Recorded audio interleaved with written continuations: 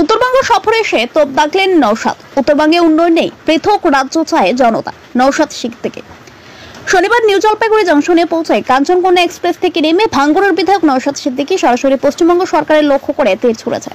তিনি অভিযোগ করেছেন, উত্তরবঙ্গ উন্নয়ন দপ্তরের জন্য প্রচুর অর্থ বরাদ্দ করা হলেও উত্তরবঙ্গ এখনো পিছিয়ে আছে। এই অবস্থার জন্য বারবার পৃথক রাজ্যের দাবি উঠেছে বলে তিনি মনে করেন। সাংবাদিকদের সামনে নওশাদ সিদ্দিকী বলেন, উত্তরবঙ্গের উন্নয়নের জন্য কোটি কোটি টাকা খরচ হচ্ছে, তারপর উত্তরবঙ্গ এখনো পিছিয়ে আছে। এই বঞ্চনার কারণে বারবার পৃথক রাজ্যের দাবি উঠছে। তবে তিনি স্পষ্ট করে জানিয়ে দেন যে তিনি কখনোই পৃথক রাজ্যের দাবি সমর্থন করে না। তিনি মুখ্যমন্ত্রীর প্রতি আহ্বান জানিয়ে বলেন, মুখ্যমন্ত্রীর উচিত উত্তরবঙ্গের দিকে বিশেষ নজর দেওয়া। 3 দিনের উত্তরবঙ্গ সফরে এসে নওশাদ সিদ্দিকী সোজা কালিম্পং চলে গেছেন। মঙ্গলবার বাগডোগরা থেকে তিনি কলকাতা ফিরবেন বলে জানা গেছে।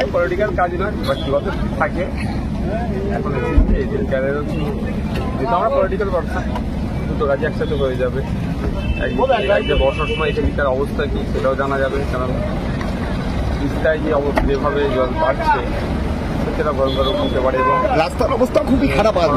আপনি যে রাস্তায় যাবেন সেখানেই প্রত্যক্ষ করতে পারবেন রাস্তার অবস্থা। আগে আপনারা জানেন যে আমাদের বিধানসভায় ইন্দো ভুটান রিভার কমিশন গঠনের জন্য একটা আলোচনা হয়েছে, কারণ যেভাবে ভুটান থেকে বর্ষার বৃষ্টি নেমে আসে এই উত্তরবঙ্গে বেশ কয়েকটা ডিস্ট্রিক্ট বিশাল ক্ষেত্রে সেটাও দেখা হয়ে যাবে। প্রাকৃতিক সৌন্দর্য আছে এখানকার, সেটাও উপভোগ করা হবে। কোথায় থাকবেন দাদা? কালিম্পং। কতদিন থাকবেন? 2 দিন।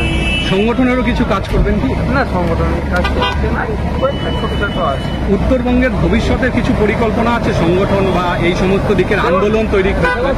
একটা আমি কথা শুধু এটি বলবো,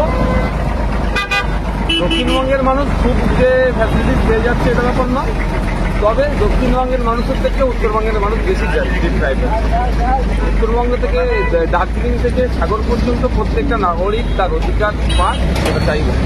দুঃখের বিষয়ে এখানে একটা অ্যাড করবো, আজকে উত্তরবঙ্গতে অনেক বড় বড় মেডিকেল কলেজ দিয়েছে, সুপার স্পেশালিটি হসপিটাল দেওয়ার পরেও, ইউনিভার্সিটি দেওয়ার পরেও, যেমন দার্জিলিং হিল ইউনিভার্সিটি আছে, তার ইউনিভার্সিটির মেন যে ডিপার্টমেন্টাল অফিস ডিপার্টমেন্টগুলো কোথায় যদি দেখতে চাই কি দেখা যাবে না, বা কে ফ্যাকাল্টিস কারা আছে জানা যাচ্ছে না।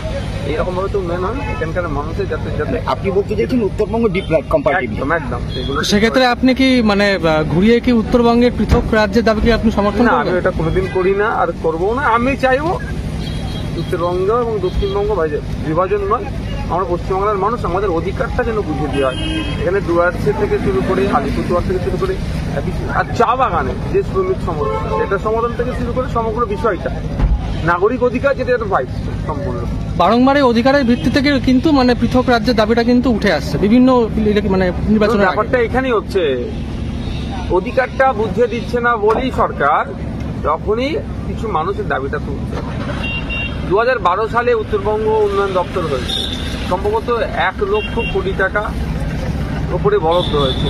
যদি সঠিকভাবে কাজেও লাগতো তাহলে এই উত্তরবঙ্গের মানুষ ডিপ্রাইভ হতো না, অনুন্নত অবস্থায় থাকতো না, সেগুলো লুট হচ্ছে।